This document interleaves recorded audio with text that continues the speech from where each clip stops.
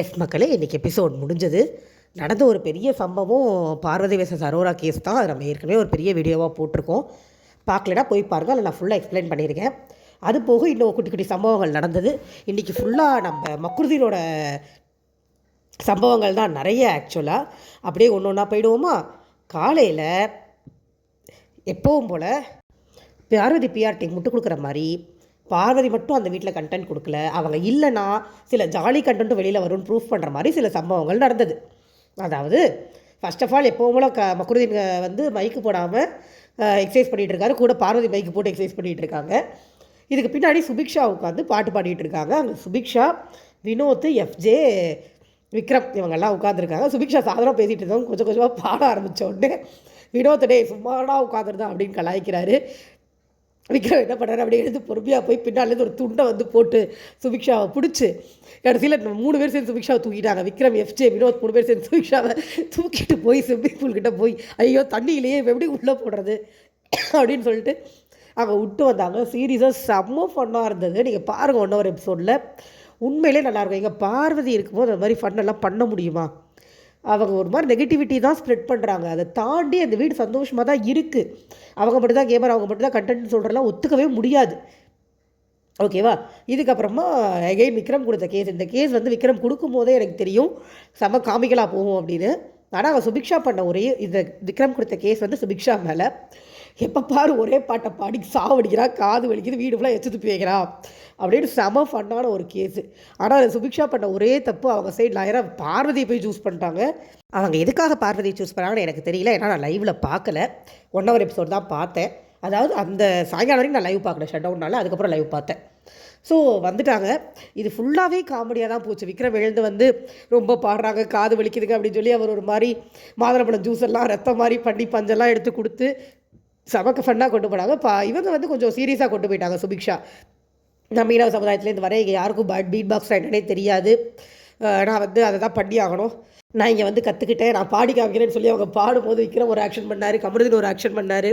அப்போ வினோத் எஃப்ஜே ஜட்ஜாக இருந்தாங்க. வினோத் கலாய்ச்சி விட்டார். அவர் தூக்கி ஜென்ஸ் பக்கத்தில் உட்கார வைக்கப்பா, அரோரா கிட்ட உட்காரனால தான் ஓவராக நடிக்கிறான் அப்படின்னு சொல்லி அவர் கலாய்ச்சார். நம்மளுக்கு 1 hour எபிசோடில் ஃபன்னாக மட்டுமே எடிட் பண்ணி போட்டிருந்தாங்க. லைவில் பார்வதி இருந்ததுனால ஃபன்னாக போயிருக்குமா அப்படிங்கிறது எனக்கு கொஸ்டின் மார்க்காக தான் இருக்குது. ஸோ இது இப்படியே போச்சு. இந்த கேஸில் சுபிக்ஷாக்கு தான் தீர்ப்பு கொடுத்தாங்க. சுபிக்ஷாக்கு தான் கொடுக்கணும் ஆப்வியஸ்லி. ஏன்னா அது ஒரு ஃபன் கேஸ் தான். விக்ரம் சைடில் நியாயம் சொல்கிறதுக்குலாம் எதுவுமே கிடையாது. அவங்க பயங்கரமாக டேலண்டடாக அதை ட்ரை பண்ணுறது உண்மையிலே பெரிய விஷயம். சுபிக்ஷாக்கு பாராட்டுகள். இதுக்கப்புறம் ஒரு சம்பவம் நான் லைவில் லைட்டாக பார்த்தேன். எல்லோரும் வெளியில் போயிட்டாங்க. பார்வதி மேடம், நான் முதல் கேஸ் ஜெயிச்சிட்டேன் அப்படின்னு ஃபீல் பண்ணுறாங்க. புரியலை, அது ஃபன் கேஸு. அந்த கேஸை படிக்கும் போதே சுபிக்ஷாவுக்கு தான் வரும்னு விக்ரம்கே தெரியும். கேஸ் கொடுத்த விக்ரம்கே தெரியும் ஃபன் கேஸு. அதில் நீங்கள் எனக்கு புரியவே இல்லைங்க. நீங்கள் கேமர், அறிவாளி, இண்டிவிஜுவல் பிளேயர், இது ஒரு அடிப்படை அறிவு வேண்டாமா? இதில் சந்தோஷப்பட்டுக்கிறதுக்கு ஒன்றுமே இல்லைன்னு தெரிய வேண்டாமா? அது ஒரு மொக்க கேஸ். அங்கே யார் வாதாடி இருந்தாலும், ஒரு ஊமை வக்கீலாக இருந்திருந்தாலும் அது சுபிக்ஷாவுக்கு தான் போயிருக்கும். ஒன்றும் சொல்கிறதுக்கு கிடையாது. கேமர்னு சொல்லிவிட்டு திரிக அவங்களுக்கு சப்போர்ட் பண்ணாத யூடியூபர்ஸை கெட்ட வார்த்தையில் திட்டிகிட்டு இருக்க உங்களுக்கு அவ்வளோதான் தெரியும். இது முடிஞ்சது. இதுக்கப்புறம் வெளியில் வந்து உட்காடுறாங்க. லிட்ரலி ஒரு 20 minutes பக்கம் 1 hourலேயே தேவையில்லாத கண்டென்ட்டு. எஃப்ஜே போய் ஆதிரையை கட்டி பிடிக்கிறாரு. அப்புறம் அரோரா கிட்ட கொண்டாட பேசிகிட்டு இருந்தார். ஆதிரை வந்து அரோராட்ட எஃப்ஜேவை நம்பாதன்னு சொல்லிட்டு இருந்தாங்க. அப்புறம் வெளியில் எனக்கு இதில் ஒரு டவுட் வருது. வெளியில் இருக்கிற இன்ஃபர்மேஷன் உள்ள சாண்ட்ராவுக்கு போகுதான்னு எனக்கு ஒரு டவுட் வருது. ஏன் சொல்கிறேன்னு கேளுங்க. வெளியில் ப்ரெசென்ட் வந்ததுக்கப்புறமா நான் இன்டர்வியூஸ் பார்த்தேன், நீங்களும் போய் பாருங்கள். முக்கால்வாசி இன்டர்வியூஸில் திவ்யாவை வந்து உங்கள் கூட சேர்த்து வச்சு சாண்ட்ரா சந்தேகப்படுற மாதிரி பேசுகிறாங்கன்னு எல்லோரும் கேட்டிருப்பாங்க. இன்றைக்கி சாண்ட்ரா பார்வதி கிட்ட ஒரு விளக்கம் கொடுக்குறாங்க. அது லிட்ரலி அந்த கேள்விக்கு இவங்க சொன்ன பதில் மாதிரி தான் இருந்தது. என்ன சொல்கிறாங்கன்னா, இந்த மாதிரி பிரஜன் இவங்களுக்காக எவ்வளோ இது பண்ணார், இப்போ பிரஜன் வெளியில் போயிட்டார், அவள் வந்து துணியை போய் எடுத்து வைக்கிறேன்னு சொல்கிறா, நான் அதுக்கு தான் கோவப்பட்டு கத்துறேன் அப்படிங்கிற மாதிரி லிட்ரலி பிளேட்டை திருப்பிட்டாங்க. அப்படியே 360 degree திருப்பி போட்ட மாதிரி இருந்தது அது. அவன் இதுக்கு ஒரு நாள் 2 நாள் முன்னாடி வரைக்கும் என்ன சொல்லிகிட்டு இருந்தாங்க, அவர் போய் அவள் கூட உட்காந்து பழகினார், எண்ணெயை விட்டுட்டு எண்ணெயை மதிக்காமல் அவள் கூட போய் உட்காந்து பழகினார், எனக்கு துண்டிக்கப்பட்டு கொடுத்துட்டு அவளுக்கு நீட்டிக்கப்பட்டது கொடுத்தாரு, எனக்கு அதெல்லாம் பிடிக்கவே இல்லை அப்படின்னு சொல்லிட்டு இருந்தாங்க. அண்ட் லிட்ரலி பிரஜன் எவிக்ட் ஆகிறதுக்கு முன்னாடியே இவங்க திவ்யா கிட்ட கத்த ஆரம்பிச்சிட்டாங்க. இப்போ என்ன சொல்கிறாங்க, பிரஜன் எவிக்ட் ஆகிட்டார், அந்த கவலை இல்லாமல் இவன் துணி எடுத்து வைக்கிறேன்னு சொன்னால் எனக்கு அது மட்டும்தான் கோவம்னு உருட்டுறாங்க. இதுக்கு பார்வதி ரம்யா உட்காந்து ஆமாஜாமி போடுறாங்க. எனக்கு இப்போ உண்மையிலேயே தோணுது, வெளியிலேருந்து இன்ஃபர்மேஷன் உள்ளே போகுது. சாண்ட்ராவை கன்ஃபெஷன் ரூமில் கூப்பிட்டு இந்த மாதிரி ஒரு இன்ஃபர்மேஷன் இருக்குது, இதுக்கு பதில் கொடுக்குற மாதிரி ஒரு கண்டென்ட் கொடுங்கன்னு சொல்லியிருந்துருக்கணும். அவங்க சொன்னதை அப்படியே எடுத்துகிட்டு வந்து நம்மளுக்கு டெலிகாஸ்ட் பண்ணி போட்டு விட்டுட்டாங்க. இதுதான் உண்மை.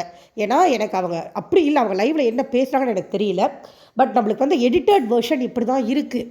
எனக்கு அதனால தான் திவ்யா மேலே கோவம் அப்படின்னு சாண்ட்ரா சொல்கிற மாதிரி ஒரு edited version. First of all அது உண்மையாக இருந்தாலும் அதில் நியாயம் இல்லை. ஏன்னா பெட்டியை கேட்டதுனால வேறு வழி இல்லாமல் தான் வந்து திவ்யா கேட்டாங்க. அப்புறம் என்ன, துணியை தூக்கி தலையிலையா வச்சுக்க முடியும்? இல்லை எங்கேயாவது கொண்டு போய் போட முடியுமா? ஓகே, ஸோ அன்றைக்கி வந்து திவ்யா சம்மந்தம் இல்லாமல் பேசிகிட்டு இருந்திருந்தாலுமே அவங்க பேசுறது எல்லாமே கன்சர்னில் தான். அவங்க எதில் பேசுனாங்கன்னு ஒரு தாட் இருக்குல்ல, அவங்க கன்சர்னில் தான் பேசிகிட்டு இருந்தாங்க உட்காந்து. அவங்க சாண்ட்ரா எதிர்பார்த்தது வேறு. திவ்யாவுக்கு மேலே சாண்ட்ராவுக்கு அப்பயே கோவம். நீ வெளியில் போய் பாருன்னு சொல்லி பிரஜெண்ட்டை சொல்லிவிட்டு உள்ளுக்குள்ளேயே ரெஜிஸ்டர் பண்ணாங்க. நான் வெளியில் போய் பாருன்னு பிரஜெண்ட்டுக்கு சொல்லியிருக்கேன், அவன் திவ்யா கூட போனதுனால தான் அவன் கேம் ஸ்பாயில் ஆகிடுச்சுன்னு சொல்லி சொன்னாங்க. நம்மளுக்கு ஞாபகம் மறதியா இல்லை என்னன்னே எனக்கு சீரியஸாக புரியலை. இப்போ வந்து அப்படியே பிளேட்டு திருப்பி பேசுகிறாங்க. 100க்கு 200% இன்ஃபர்மேஷன் உள்ளே போய் தான் சாண்ட்ரா இதை பண்ணுறாங்க. இது எனக்கு தெரிஞ்சு இந்த வாரம் சாண்ட்ரா போயிடுவாங்கன்னு எனக்கு தோணுது மக்களே. ஏன்னா இது போயிடுச்சு வெளில, அவங்க சந்தேகப்படுறாங்கன்னு ஒன்று ஆயிடுச்சு. இன்றைக்கி அதுக்கு ஒரு கிளாரிஃபிகேஷன் கொடுத்துருக்காங்க. அது நம்புற அளவுக்கு நம்ம கேனோம் இல்லை. அவங்க உள்ளுக்குள்ளே இருந்து திரும்ப ஏதாவது திவ்யா கிட்ட வம்பு வளர்த்தாங்கனாலோ இல்லை பேசினாங்கனாலோ எல்லாமே ஆர்டிஃபிஷியலாக தான் இருக்கும்.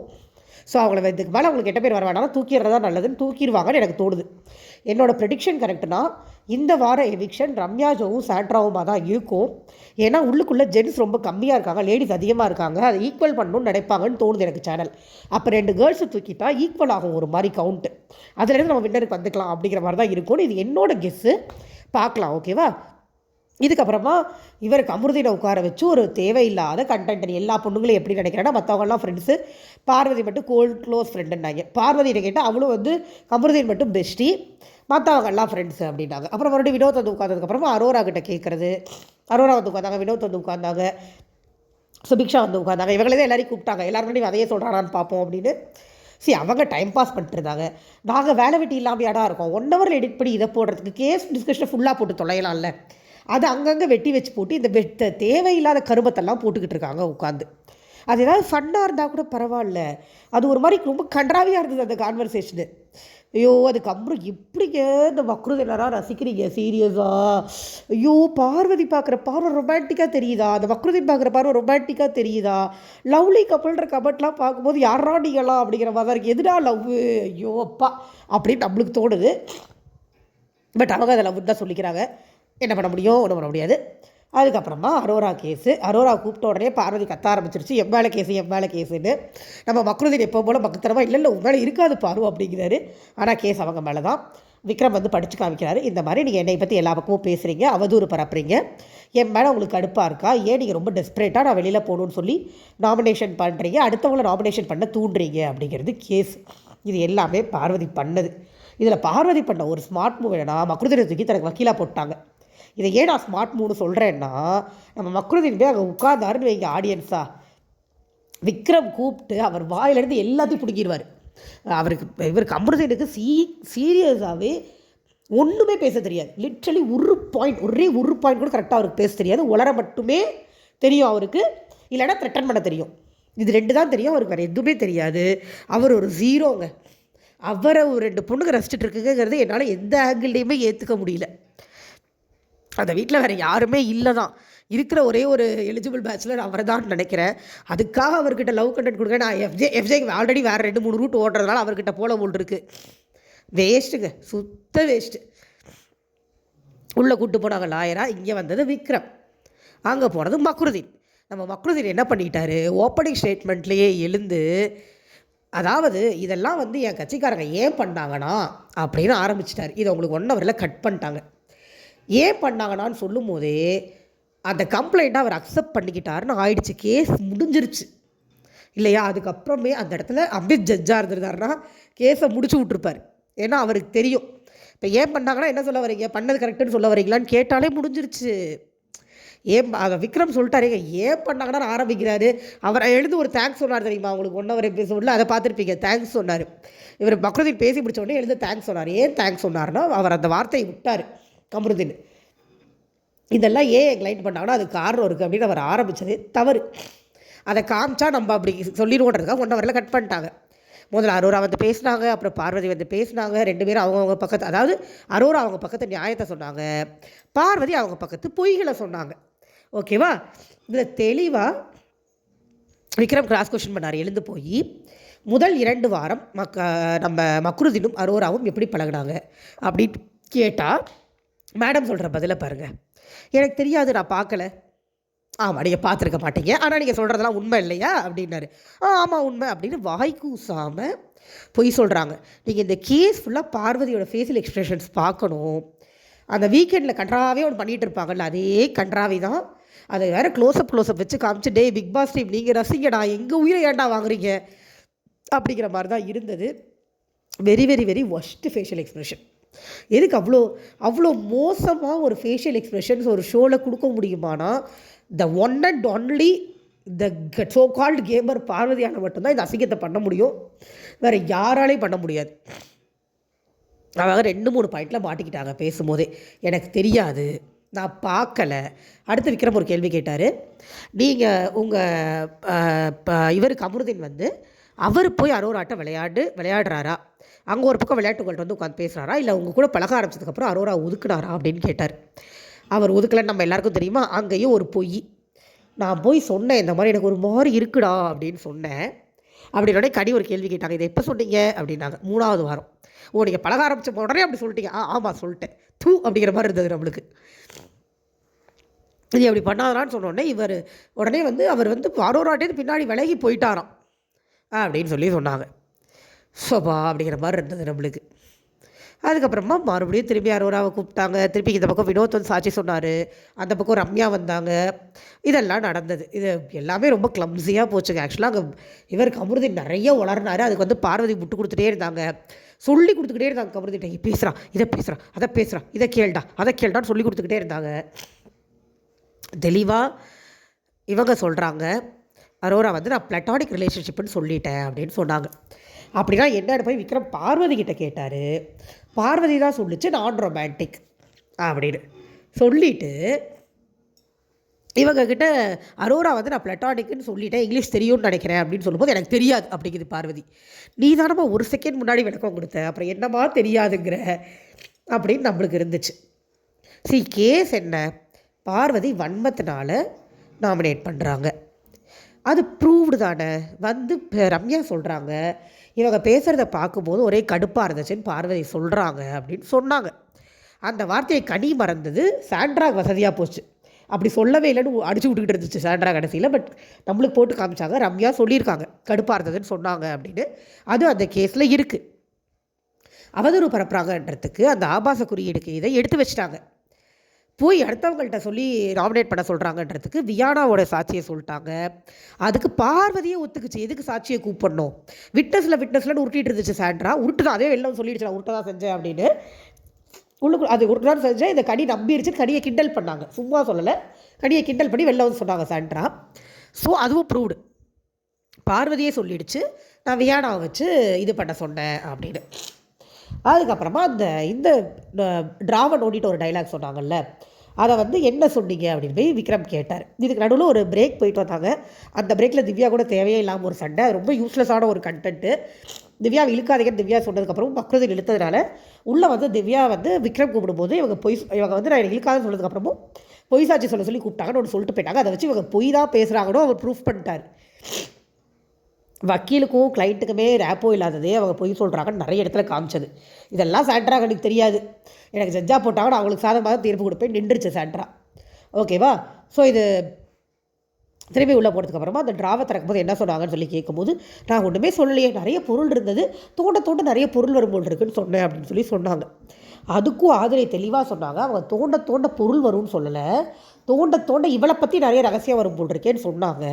அது அவங்கள பர்சனல் அட்டாக் தான் சொல்கிறாங்க. சாண்ட்ரா சொல்லுது அது பர்சனல் அட்டாக் இல்லையா, பொருளை தானே சொல்லியிருக்காங்கன்னு சாண்ட்ரா சொல்லுறது தான் சொன்னாங்க, பொருளை சொல்லலை இவளைன்னு சொன்னாங்கன்னு சொல்லி ஆதிரை சொல்லிட்டு போயிட்டாங்க.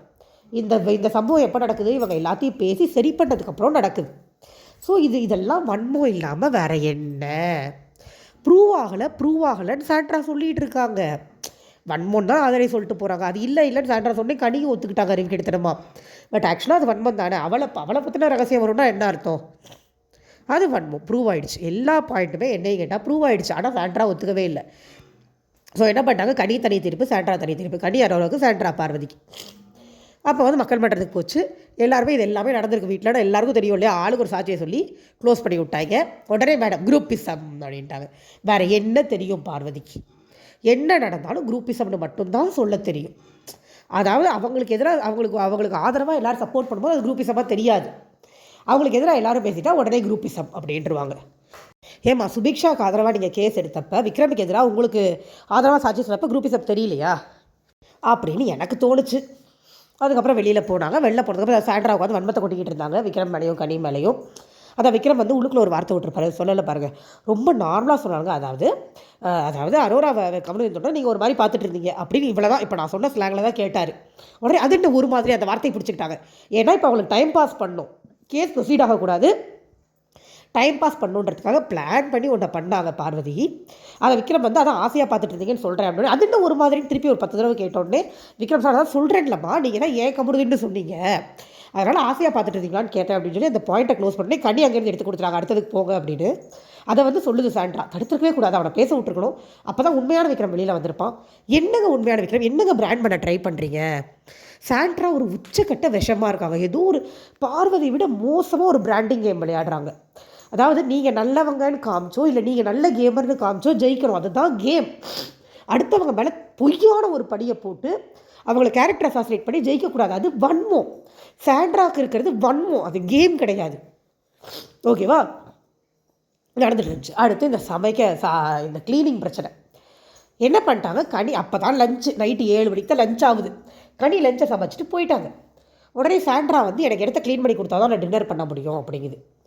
க்ளீன் பண்ணி கொடுக்குறதுக்கு சரி ஓகே, இவங்க வீட்டு வேலையில் யார் பண்ணுறேன்னு கமிட் பண்ணியிருக்காங்க, பனிஷ்மெண்ட்டாக பார்வதியும் கமருதீனும். உடனே போய் அமித் வந்து பார்வதிகிட்ட சொல்கிறாரு க்ளீன் பண்ணி கொடுங்க அப்படின்னு. அதெல்லாம் முடியாது, நைட்டு ஒரு தடவை தான் வீட்டு கிளீனிங் அப்படிங்கிறாங்க. இந்த இடத்துல பார்வதி இந்த கிச்சன் டைம் எடுத்துக்கிட்ட கமிட்மெண்ட்லாம் எனக்கு தெரியாது அப்படின்னு சொல்லி ஒரு உருட்டுனாங்க. அது உண்மையாக உருட்டான்னு சத்தியமாக எனக்கு தெரியல. யாராவது நாளைக்கு வீடியோ ஏதாவது எடுத்து போட்டாங்கன்னா தெரியும். அப்படியா வந்ததுன்னா நான் உங்களுக்கு அதுக்கப்புறமா சொல்கிறேன், ஓகேவா? ஆனால் இங்கே கமருதீனுக்கு அது ரொம்ப நல்லா தெரியும்.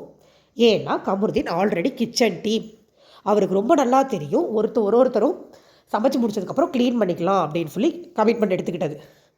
அங்கே கமருதீன் அதை பார்வதிக்கு சொல்லவே இல்லை. ஏன்னா கமருதீனுக்கு வேலை செய்கிறதுல இஷ்டமே இல்லை, அதுதான் உண்மை. அவர் முதல்ல நம்ம பேசாமல் இருந்துக்கலாம், வேலையெல்லாம் செய்ய முடியாது அப்படின்னு தான் சொன்னார்.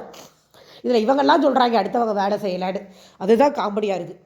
உண்மையிலே வேலை செய்யறதே இவங்க அன்பு கேங்கு பிராண்ட் பண்ணுற ஆளுங்க தான். இவங்க போனால் போடுற சோட திங்கிட்டு கத்திட்டு கேவலமான ஒரு ரொமான்ஸ் பண்ணிட்டு தூங்கிட்டு இருக்காங்க, வேறு ஒன்றுமே பண்ணலை. ஸோ சொல்லலை இப்போ கமருதீன் சொல்லனோடனே பார்வதி வந்து ஒரு தான் க்ளீன் பண்ணுவேன், உங்கள் புது ரூல்ஸுக்கெலாம் நாங்கள் வர முடியாது, அவங்க 2 டீம்னா அவங்க தான் க்ளீன் பண்ணிக்கணும், நானாக பண்ணித்தர மாட்டேன். நீங்கள் என்ன கமிட் பண்ணீங்க? சமையலை தவிர இது எல்லா வீட்டு வேலையும் பண்ணுறேன்னு கமிட் பண்ணீங்க. ஆனால் பண்ணலை, அதில் க்ளீனிங் தானே வரும், ஆனால் பண்ண மாட்டேன்ட்டாங்க. இதில் எனக்கு வினோத்கிட்ட சுத்தமாக பிடிக்காத விஷயம் இதுதான். கமருதீனுக்கு ஏதாவது பிரச்சனைனா உடனே வந்துடுவார், நியாயமே யோசிக்காமல் வந்துடுவார். நேரம் வந்து என்ன சொல்கிறாரு, இவங்க இதெல்லாம் முடிவு பண்ணும்போது க்ளீனிங்கெல்லாம் வந்து கிச்சன் டீம் நாங்களே பார்த்துக்குறோம், இவங்க கட்டிங்கு மட்டும் ஹெல்ப் பண்ணால் போதும்னு சொன்னாங்க அப்படின்னு ஒரு பிட்டை போட்டார். எனக்கே ஒரு செகண்ட் டவுட் வந்துருச்சு, உண்மையிலே அப்படி சொன்னாங்களோ அப்படின்னு. அதுக்கு விக்ரம கூப்பிட்டவங்க சொன்னேன், அவருக்கும் அந்த சந்தேகம் வந்துருச்சு, உண்மையிலே இதை வந்து சொன்னாங்க, பட் எப்போ சொன்னாங்கன்றது தான் மேட்ரு. சொல்லியிருப்பாங்க போட்டிருக்கு நினச்சி அவரும் சாரி சொல்லிட்டாரு. அவர் சாரி சொல்லிட்டு போக பார்க்குறாரு, விட மாட்டேங்கிறார் வினோத். அது எப்படி நீ போவ, ஒரு தப்பான விஷயம் இவ்வளோடா. ஏன்னா இவர் வந்து இந்த பிரச்சனை ஆரம்பித்தோடனே விக்ரம் என்ன சொன்னார்னா, இவங்க வேலை செய்யலாம் விட்டுருங்க, இவங்களுக்கு குற்ற உணர்ச்சி இல்லைன்னு ஒரு கடுப்பில் சொல்லிட்டாரு. அதனால் அவர் வந்து பாதிச்சிட்டாராம், அப்படி உடனே எல்லாம் போகக்கூடாது அப்படின்னு சொல்லி உடனே வினோத் ஓவராக ஏற ட்ரை பண்ணார். அப்புறம் பார்த்தா கனி வந்து சொல்கிறாங்க, அவங்க அதை வந்து பனிஷ்மெண்ட்டுக்கு முன்னாடி சொன்னாங்களாம். கிச்சன் டீம் இருக்கும்போது சொல்லியிருந்திருக்காங்க க்ளீனிங் நான் பார்த்துக்கிறேன்னு, பனிஷ்மெண்ட் கொடுக்கும்போது சொல்லலை. அது ப்ரூவ் ஆனோடனே வினோத் கமுக்கமாக ஓடிட்டார். இப்போ எங்கே ஓடுறாரு நின்று பேச வேண்டியதானே, அவ்வளோ நேரம் நின்று விக்ரம் இது பண்ணிகிட்டு இருந்தார் வினோத். இப்போ மட்டும் அப்படியே கமுக்கமாக எஸ்கேப் ஆகிட்டார். அதுக்கப்புறம் அமித் ஹேண்டில் பண்ண விதம் நல்லா இருந்தது. இவங்க கிட்ட அவர் ரொம்ப நேரம் அப்போசிட்டாக பேசிகிட்டு இருந்தார். படுத்துறீங்க எதுவுமே சொன்னால் செய்ய மாட்டேன்றீங்க அப்படின்னு பேசிகிட்டு இருந்தார். கூட பார்வதி பேசிச்சே ஒழிய வேலை செய்யறேன்னு கமிட் பண்ணவே இல்லை. இன்னொரு பக்கம் அந்த மக்ருதீனுக்கு சொன்னால் கோவம் வேறு வருது. இந்த மக்ருதீன் என்னங்குது, ஆமாம் இந்த பனிஷ்மெண்ட்லாம் நாங்கள் பண்ணிட்டா பால் முட்டையெல்லாம் என்ன உங்களுக்கு வந்துருச்சா அப்படிங்குது. இதை காதில் வாங்கின அரோரா அவங்க ஒரு பெட்ரூமில் இருக்காங்க, இது ஹாலில் நடக்குது. அது என்ன பாலமுடையெல்லாம் வந்துருச்சான்னு கேட்குறாரு. பனிஷ்மெண்ட் அவர் பண்ண தப்புக்கெலாம் பண்ணணும், இது வந்து எக்ஸ்ட்ரா பெனிஃபிட் வந்தா, பட் அதை ஃபீலே பண்ணார்னா எப்படின்னு அதை தான் சொல்கிறாரு விக்ரம். அதை தான் நானும் சொன்னேன், குற்ற உணர்ச்சி இல்லைன்னு. அவர் குற்ற உணர்ச்சிக்கே பண்ணலை அவங்க அப்படின்னு விக்ரமும் சொல்கிறாரு. இதை கேட்டே நம்ம மக்ருதீன் உள்ள வந்துட்டார். உள்ள வந்துட்டு எங்களை கஷ்டப்படுத்தி பார்த்து நீங்களாம் ரசிக்கிறீங்களா? அவங்க என்ன சொன்னாங்க, நீங்கள் 2 பேரும் பேசாமல் இருக்கேன்னு முதல்ல பனிஷ்மெண்ட் கொடுத்தாங்க. அதில் கஷ்டப்படுத்தி பார்க்கலல்ல, நீ ஒரு ஓரமாக உட்காந்துருக்கலாம்ல பேசாமல். ஆள் சொன்னாலும் நீ தான் ஒத்துக்கிட்ட வேலை செய்கிறதுக்கு. இவன் மற்றவங்கள வந்து கேள்வி கேட்டால் என்ன அர்த்தம்னா மக்ருதீன் அப்படி தான் நம்மளுக்கு இருந்துச்சு. இதில் ஒரு ரோசை வேறு வருது. குடுகுடுன்னு ஓடி போய் ஹீரோயிசமாக 2 விளக்குமாறு எடுத்து தட்டிட்டு வர்றாரு. ஜோக்கர் மாதிரி இருந்தது. ஹீரோயிசமில் ஒரு மண்ணும் இல்லை. எடுத்து வந்து வேகமாக கூட்டுறாரு. பார்வதியை அமித் சூப்பராக ஹேண்டில் பண்ணார். இப்போ என்னம்மா உனக்கு, சரி விடு, ஒரு தடவை க்ளீன் பண்ணுவியா மேடையை, சரி ஓகே. ஹவுஸ் க்ளீனிங் பண்ணுறியா, வெசில் வாஷிங் பண்ணுறியா, ஓகேவா அப்படின்னாரு. இல்லை கொஞ்ச நேரம் யோசிச்சுட்டு சரி ஓகே, நீ கொஞ்ச நேரம் பேசாத, எனக்கு ஒரு மாதிரி இருக்குது அப்படின்ட்டு விக்ரம் வந்து குற்ற உணர்ச்சி இல்லைன்னா சொல்கிறாரு. அப்படிலாம் சொல்லக்கூடாது, நீங்கள் எனக்கு வந்து இந்த விஷயமே தெரியாது, கிச்சன் டீமில் வந்து இப்படி பிரிச்சுக்கிட்ட விஷயமே எனக்கு தெரியாது இப்படின்னுச்சு. அப்போ தெரிஞ்சிருந்தா செஞ்சிருப்பியான்னு கடி கேட்டால் அதுக்கு பதில் இல்லை.